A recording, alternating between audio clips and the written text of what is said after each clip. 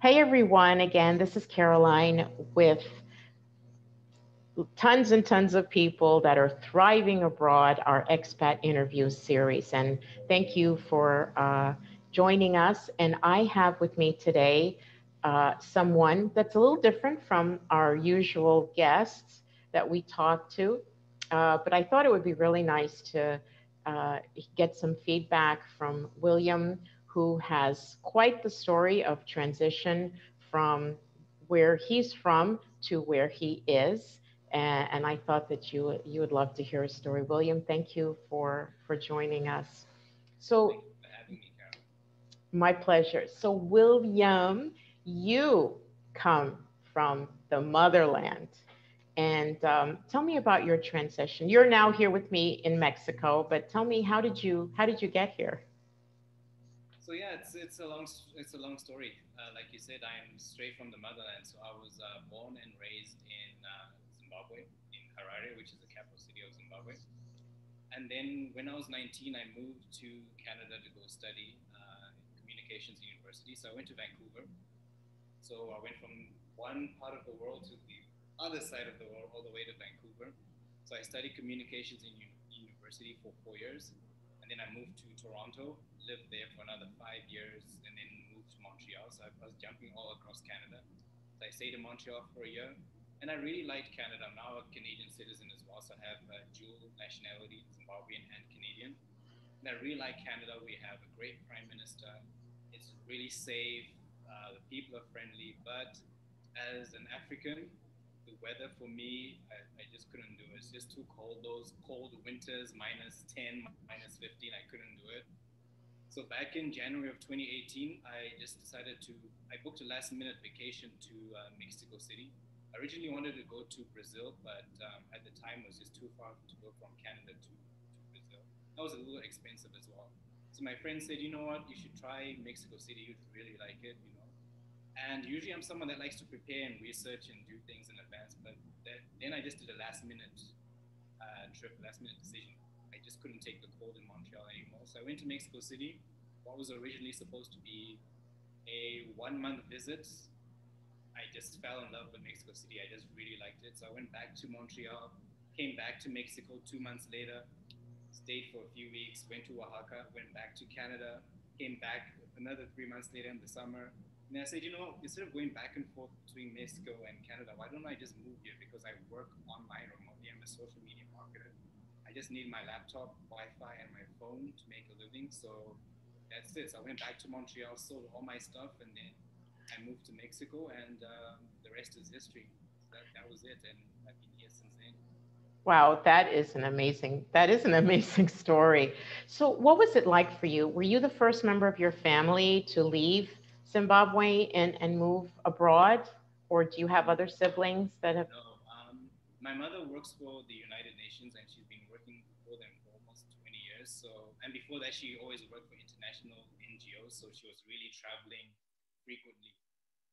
Almost every few weeks, she'd be in a different country. So I was already used to her like moving around. So I think I either caught the travel bug from her, or I think within my ancestors, we always used to just move around, you know, from place to place. So I had that in my blood. So I wasn't the first one within my family. My mother had done that already. So I wasn't really like blazing or, you know, going to do that. Definitely the first one to have decided to actually live somewhere long term, especially somewhere as different as Mexico compared to Zimbabwe. Yeah, so you kind of did the reverse of what many people want to do. They want to leave, one place and go over to where you've left. What is it about Mexico? Uh, what do you think, in your opinion, what has been the draw for you here? Have you left, came back, and now you're here again? What do you feel about this country, the people, the culture? What do you think uh, brings people here? It's definitely the people. I find the people are very friendly. Like I said earlier on, Canadians are very friendly, but there is still, I think, there's a reserve amongst Canadians, which is very, I think, a Western type of behavior. Whereas here in Mexico, people are very friendly, they're very warm, they're very outgoing, they're very welcoming. You know, even if you're a stranger, they'll welcome you into to their land. So I think that was the first aspect of it. And they also remind me of Zimbabweans in a way. I was having this discussion with a friend who was from Zambia, and she said it's so strange how sometimes she feels like she's back home because there's some similarities between sometimes the art and the culture and the food. I find that as well, that I feel at home even though it's so far away, and this definitely has to do with the people. Then I like the food, definitely the weather. I don't miss the cold weather in Canada. And then just the diversity of Mexico in terms of the geography. You have, a place like Oaxaca, and then you have Tulum, you have Playa, Cancun, you have, Mazatlan, you have Guadalajara, you have Mexico City. Each different part of the country is just so different from the rest. You can just explore for a long time. There's so much of Mexico that I still want to see and experience. So, what is it about Tulum? Let's talk about Tulum. What is going on in Tulum? I look in on Facebook daily and I see, it has to be daily. Folks are coming on. I'll be there next week. I'll be there next month. I'll be there in January. What is happening? Tell us what's going on in Tulum. Yeah, I didn't even know that when I moved to Tulum. First, I was in Mexico City, and then I moved to Tulum back in August. And I had no idea that it would become such a black mecca, for us. And I think it's just like the energy and the vibe. There's just something here where there's just the Mayan history that's just so welcoming to people. You can come here and just feel free. It's the Caribbean aspect of Mexico as well. So you've got like the island vibes and the beaches and the water and the sun. It's just really amazing. I think it's just that. Just there's a word that's going around like Tulum vibes, and I think that's what it is. It's just the vibe in Tulum. When you get here off the plane, you just feel like I'm here and it's welcoming, and I can just be free. Okay, as you know, I live in Merida. I haven't been to Tulum, but it's all the rage. Everybody is talking about it. Okay, so what about? A lot of people are coming for vacation, for fun and excitement, but let's talk about Tulum as maybe a place to stay for long term. I'm not just coming down for a party weekend. What is it like culturally? If I'm single, can I mingle? What kind of a vibe is it for single people? But not, single people that just looking to party. A single person maybe looking for a relationship. How do you see that happening in Tulum? Well, that's the thing. When people think of Tulum, like you were saying, they just think of like the parties and the beaches and all that. But there's a different aspect of Tulum because Tulum is a small town, but it's also very spread out. So, for example, to get from where I live, which is a neighborhood called La Veleta, which is like on the outskirts, which is a community-focused neighborhood, it takes about 20 minutes to get to the other side of the beach, which is where all the parties and the clubs and the hotels are. So you can definitely, if you want, you can actually be secluded from all that and then go to the parties and all that and then return to your life. So you can have a normal life where you don't interact with that kind of party vibe. So Tulum is secluded in that aspect if you want it.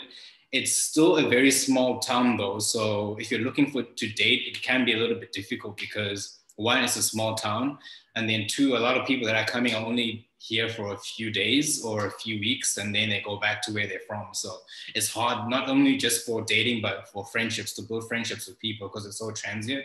And for that reason, I know of people who come to Tulum and they love it, but then they decide to go to Playa, for example, because it's sort of the same. It has the beach. It's only an hour and a half, but it's bigger. And there's also a growing population of Black people who are living there. So the Black people that come to Tulum mostly just come to visit and party, but the Black people that are actually settling roots that are actually in Playa or Cancun. So I think in terms of the dating, a place like Playa or Cancun would be much better long-term than a place like Tulum, which is just, for partying. Okay, so Tulum is definitely to party. Playa would be more when you're ready to settle down. Exactly. And is there like a little digital nomad community around? For folks that want to find work, live and work and play?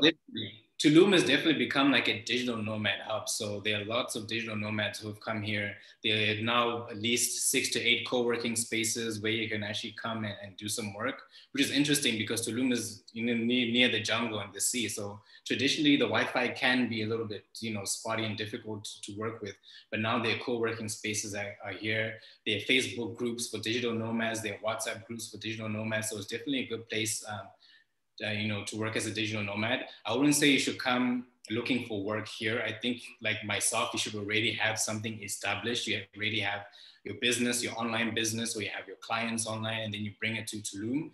And then that's something you can grow even further because you can network with other digital nomads here. It's such a great place to network with people because there's nowhere else in the world that people can really go to, that's welcoming the way Tulum is because everything is really shut down because of COVID. But, Tulum is still welcoming people. So a lot of the digital nomads that would have gone to Bali, for example, are now coming to Tulum. So it's a perfect place for digital nomads to be. No kidding. So you're getting the Bali crowd Yeah, coming over exactly. that way. That is, Wow, that's interesting. What about cost of living? I mean, I know, but if you could just share on your side, what is the cost of living like? Like, what could I find an apartment?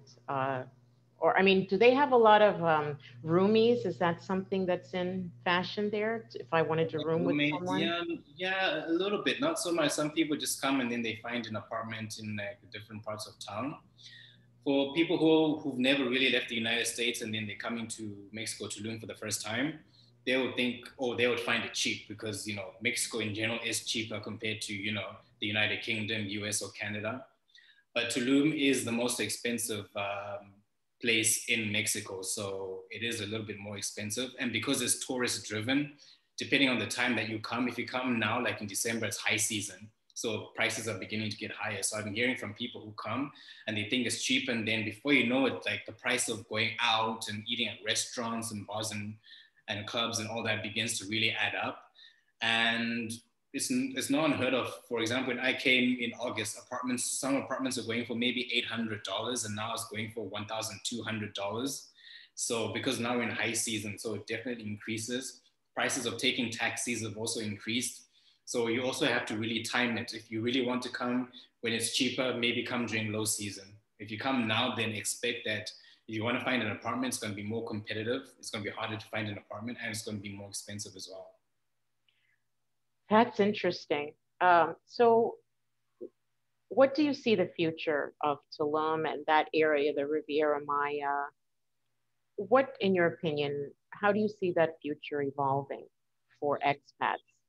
Definitely more expats. I think it's going to become like Playa. I heard 10, 15 years ago, Playa was the Tulum, it was a small little town village and then it just grew in 5 years.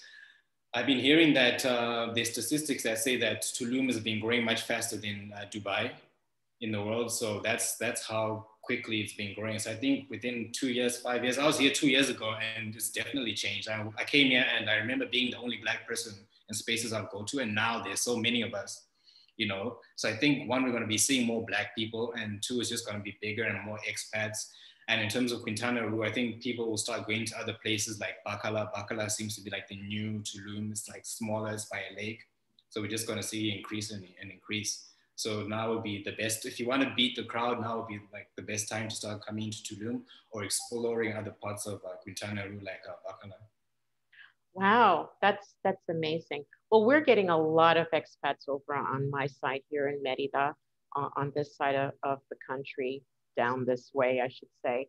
So it's just incredible. Like I've been here 2 years also, and just an amazing migration is coming here. So, William, what is the future for you? Is Mexico your future? Is this your place? You found your spot? Or do you plan on maybe venturing off into the world, other places? Mexico feels like home, so I'm gonna be here for the long run. I plan on making my home. I'm the type of person, I'm a typical digital nomad where I like to move around. So I know for sure that Tulum is not gonna be in the future for me. I'm already eyeing being in Playa for a few months. And then from there, I definitely want to explore other parts of Mexico. So, Mazatlan is another place I want to see, Baja California. and then continue to travel. So I think I'm going to go to other parts of the world as it begins to open up, but I definitely want to make Mexico my base. I'm always going to come back and be in Mexico. It's definitely become a part of my my DNA, and I love being here. I love living here. Yeah, it's a great place. Okay, so you admin a Facebook group Yes.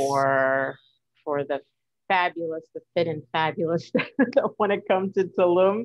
Tell us about your group, or how can we connect with you in your Yes, group? so you can find the Facebook group that I run. It's called Black Expats and Travelers Tulum. So if you're an expat or you're a traveler, so if you're coming for a few days, a few weeks, or you plan on making Tulum your home, you can come and join and be part of the community. Come ask questions. Where should I go for, Friday night, or any good spas that I should get a great massage, and anybody who wants to meet up and make friends. It's that kind of thing. It's just low key, low vibes, meet other Black expats and travelers in Tulum and Playa. So there's a synergy between the two. So it's a great place to come if you want some resources and information on what it's like living here.